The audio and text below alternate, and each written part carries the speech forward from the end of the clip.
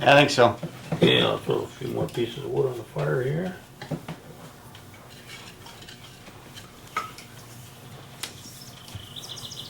You don't get too hot to put Woody to sleep. If we have to stop at some point too, we can always reframe and pick it up from there to put more fire. Okay. I don't know. Looks like maybe they won't be so strong. Can I ask But- you two to look No, at him no. when he's talking, okay? Yeah.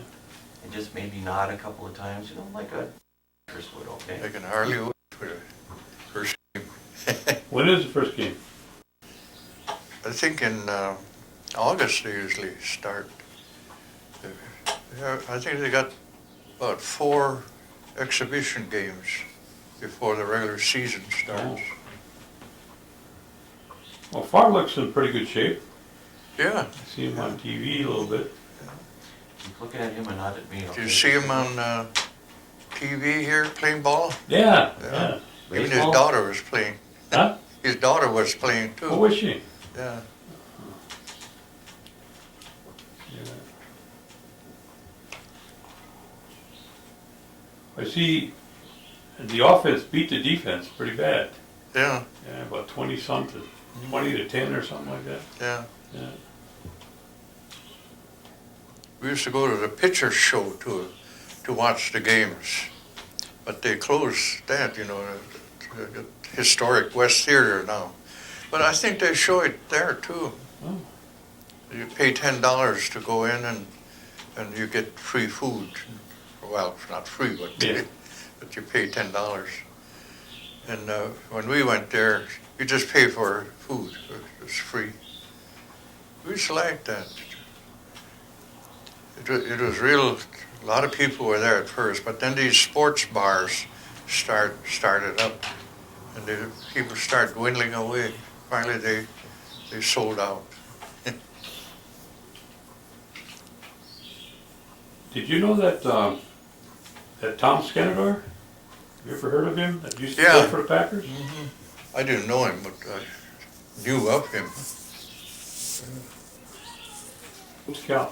Milwaukee. Mhm. And he raised his Yeah, I family. used to hear that name a lot. Yeah. He just passed away here about 2 years ago. Oh, was it? Yeah, he was about 90. He was in his 90s. Yeah. But he used to tell stories about his dad, Tom. Yeah. He was playing for the Packers. Give me just a second. I'm gonna, yeah, come on. What are their names? Yountley Yuntley? and James. James, okay. Maybe just one at a time. Okay. Ask him if he played ball as a kid or something, maybe? James, why don't you ask Woody where he went to school? Where did you go to school? I started at when I had a mission school. And later on, I went to what we call the district school. Then, when I graduated from there, went to Green Bay to West High School. Graduated from there in 1931. Okay, and if you want to ask him a question too? All right, Yountley, I want you to ask him if he plays any music. Okay. Wait a minute. Do you play? Wait a minute, wait a minute. That's good. Okay. Do you play any music? Yes, a long time ago when I was about 10 years old, my mother had me take piano lessons. From there on, when I went to high school, I wanted to learn to play the trumpet, which I played I learned my first year. In my second year, they put me on a different horn called E-flat horn. Then my last 2 years, I played the big bass horn. Big one comes over my head. And, then later on, I picked up I learned all brass instruments. And at one time or another, was using those. Good. All right, come let us know. Go on. Go ahead. Joe, would you give us your full name? Spell it for us for the record. My name is Woodrow Wilson Webster. My mother, I suppose, named me after the president at that time.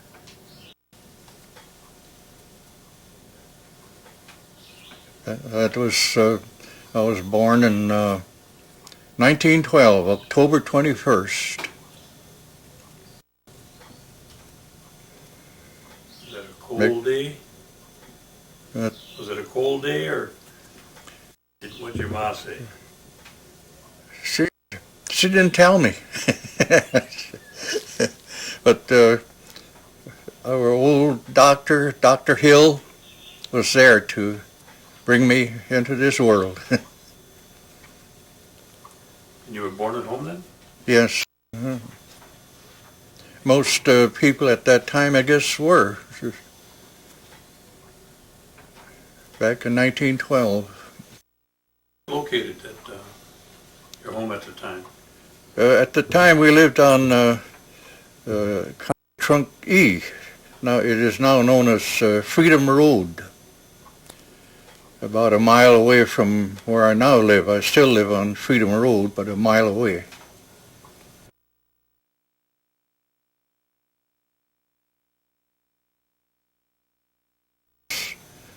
And school at that time, across the road, what is now known as a parish hall. And but when I went to the district school, I had to walk a little farther, about 2 miles. In those days, there were no school buses, so we kids all had to run and walk to school. And I started running to school at 2 miles, and that helped me a lot when I went into high school, went out for track. I found out early in life that I wasn't a fast runner, so I picked the long distance runs where I did very well. I ran the mile and the fall cross country. And I think that has helped me all through my life, my running days. After I came out of school, I kept up my running just for exercise, and for quite a while. Must have wore out my knees because now I can't run. At 90 years old, you don't run so fast? No, I don't run so fast now. I have to run with the help of my cane, and I still can't. Give us the name of your mother and father. My mother's name was Josephine Hill, and then she married my father, Isaac Newton Webster. They were married about 6 years before I was born, and I was the only child.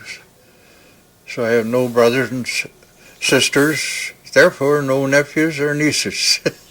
I'm kind of a loner.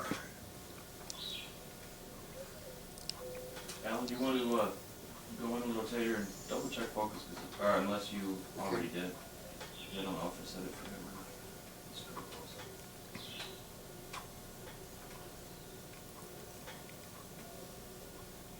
Okay, well, just let us know when you're ready.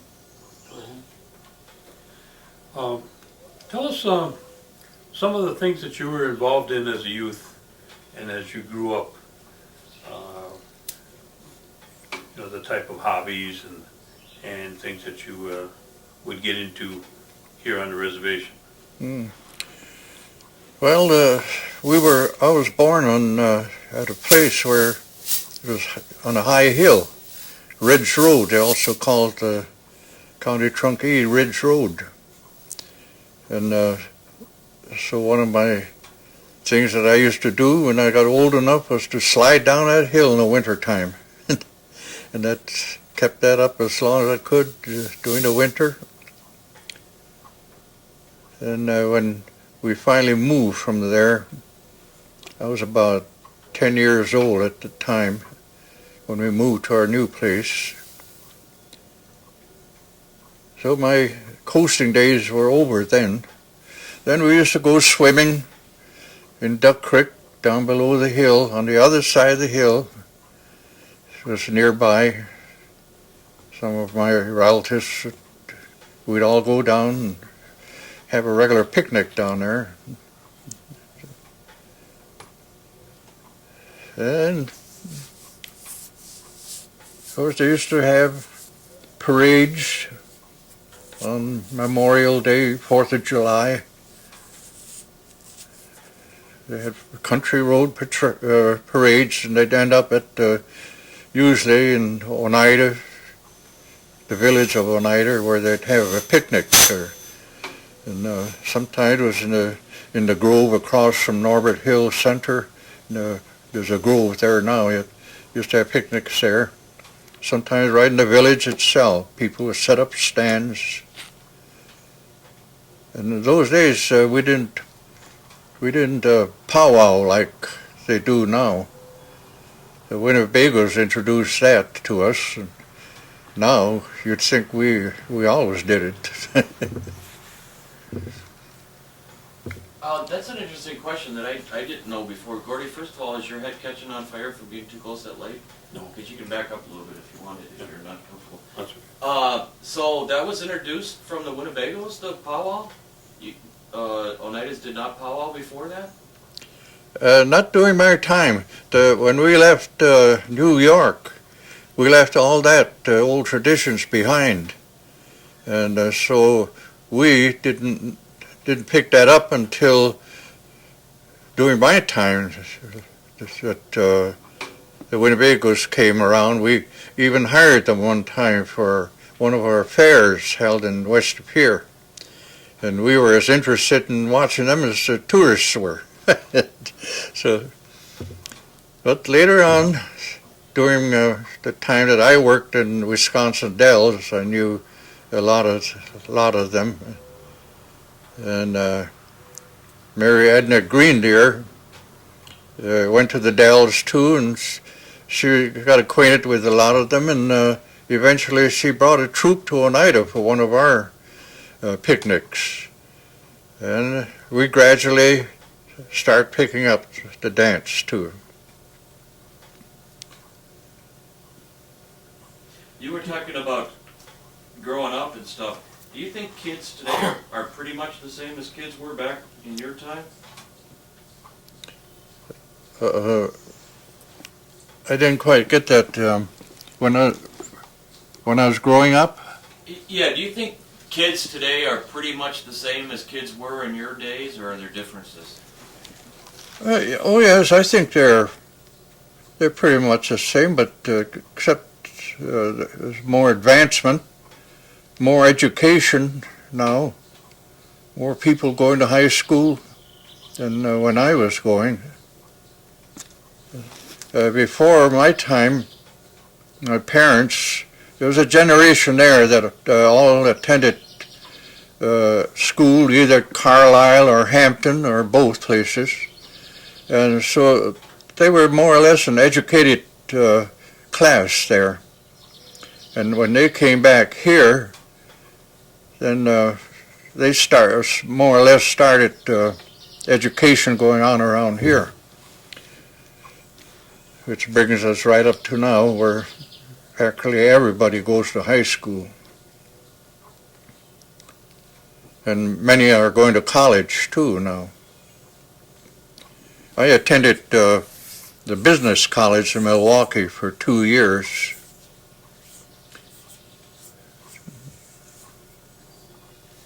Well, you also had some other hobbies, and you're well known throughout Indian country for your music. Tell us how you got started in that. In the music part. Music? It was mostly, my mother had me take piano lessons, so when I reached high school, I wanted to play the trumpet. So they gave me lessons for the first 6 months, and then I joined a junior band. And my second year, I joined the big band, but they put me on a different horn. And then my last 2 years there, I played the bass horn. And from there on, after graduating from there, I picked up other brass instruments, which I learned to play. So I played almost practically all brass instruments. But since my teeth were all pulled out, I had to retire from that. So I went to playing the keyboard, and which I practically retired from today.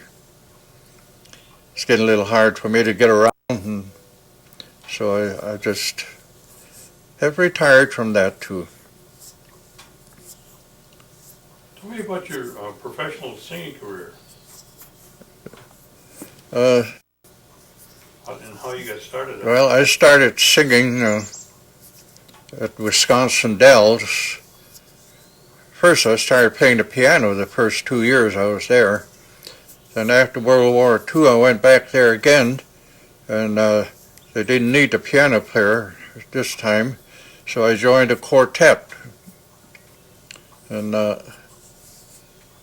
I stayed there until I spent 14 years, 14 seasons at Wisconsin Dells. And then finally the quartet broke up. Our leader passed away, and we ended up with a trio my last year. And then the trio broke up.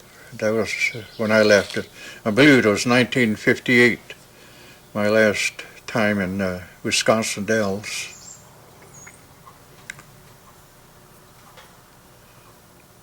And what kind of profession did you have during most of your life? In the musical profession? Well, for a long time, it was. The music is practically all I did. The Depression came on. Well, the Depression was getting over then, but I worked at music, and finally I got a job in a post office. My mother got a job as a postmaster, and then so after a couple of years, I joined her as her helper, assistant clerk. I worked there 7 years, and then I left there when I got a chance to travel with a meat company where they needed someone who could entertain. I entertained in schools, and then I would be in the store wherever the Indian promotion was held. So I did that for 3 years. Then soon after, I got a chance to go back in the post office, this time the Green Bay Post Office. I put another 10 years there and retired. So I'm living on my retirement now. During all this time, you also found time to be a reporter, too. Yes, Seema Press asked, they wanted news from Oneida, and they asked me if I would be the reporter, so I said, I'll try it.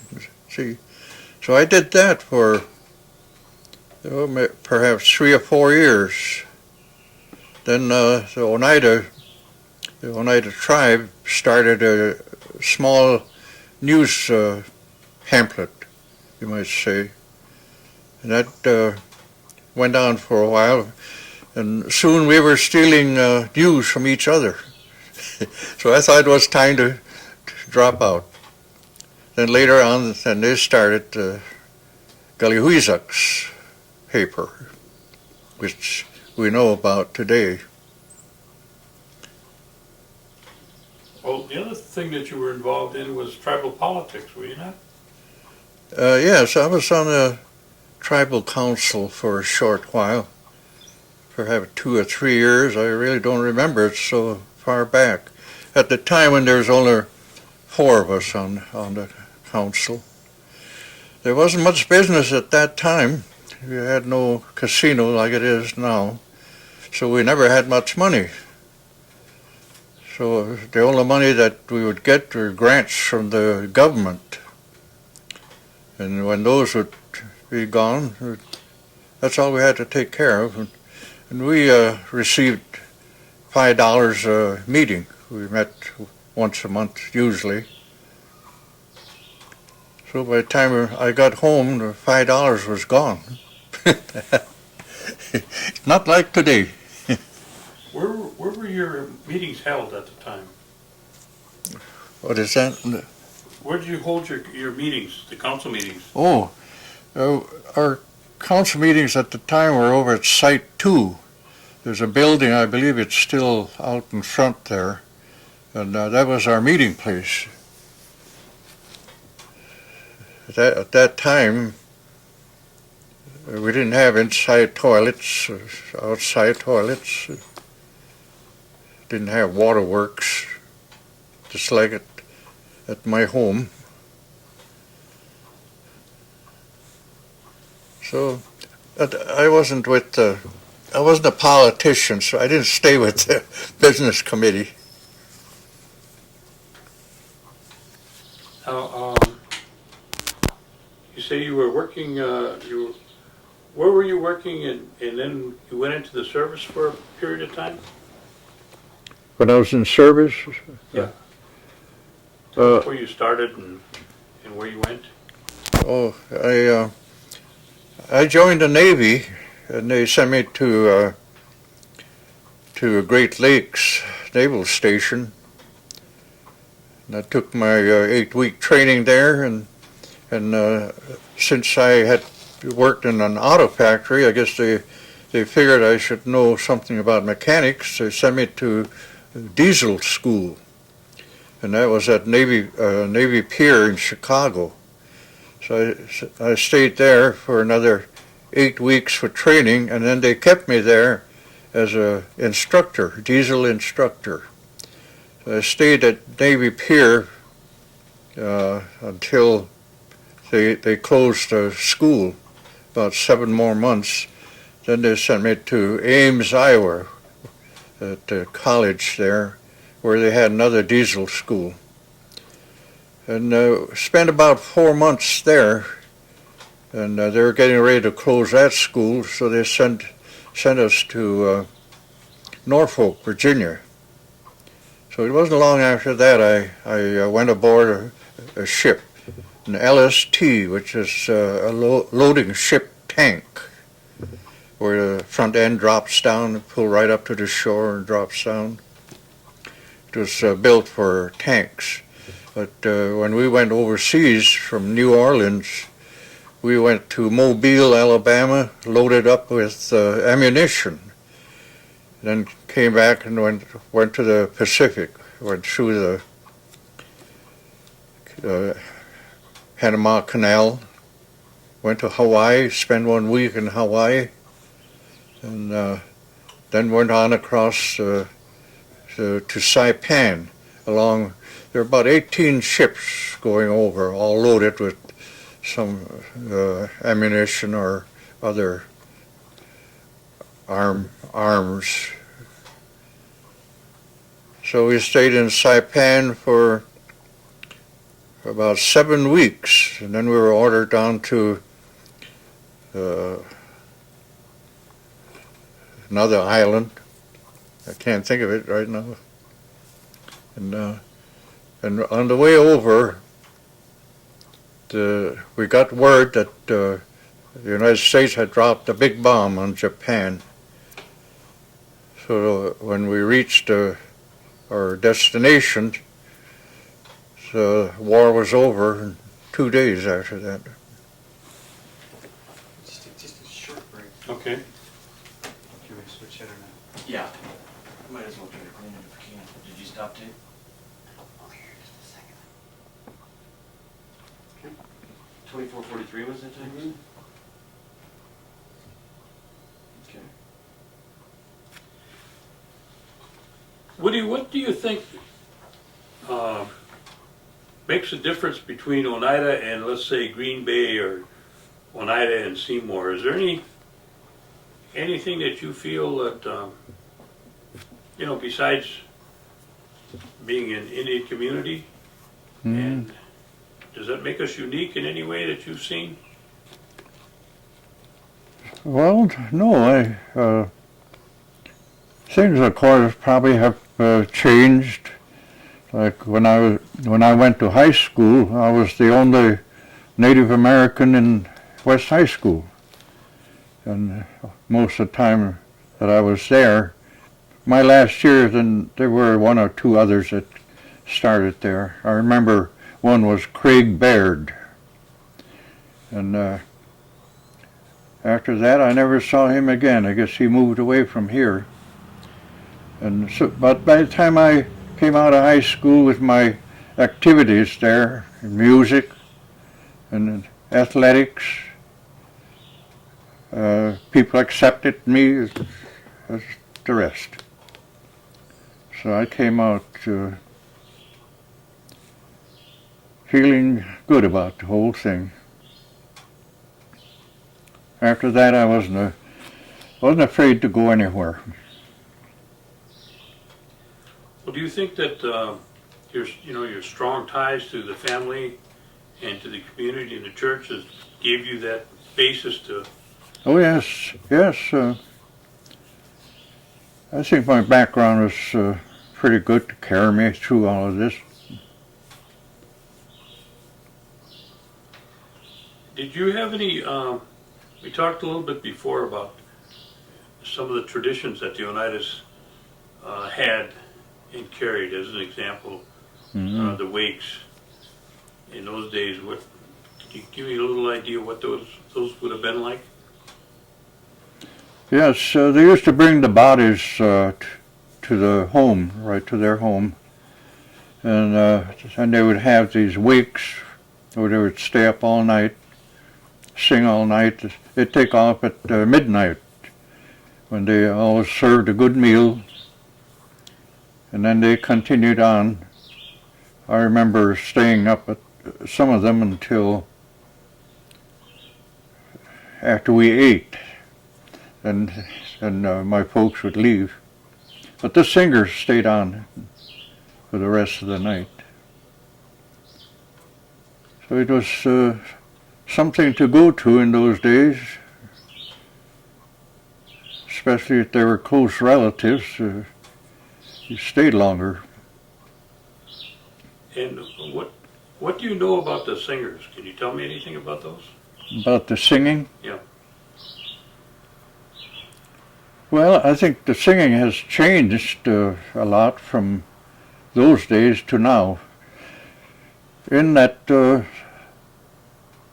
songs were different, a lot of songs that they don't sing now, and the style has changed quite a bit. Like one of the old-time Oneidas, we were just talking the other day. That's little Louis Webster. He says in the old days the choirs didn't have books, so they knew it all in their head. He says now they have books and half of them don't know what they're saying. So that's the difference in those days and now. The language is gradually going away. They're trying to bring it back. And the old native speakers like Louis, and I understand it, but I can't carry on a conversation. I can say quite a few words, and I understand it. But people like Louis Webster speak it fluently, and Hudson Dockstader. They're two of the few who are left now who speak it. And they can't, like Louis says, he can't understand these children that are learning it when they get up and say a few words, and I can't understand them either. They're learning a new language. If they did carry it on, I don't think any of the older people could understand them. It would be like a new language. How was it that you came to understand the language?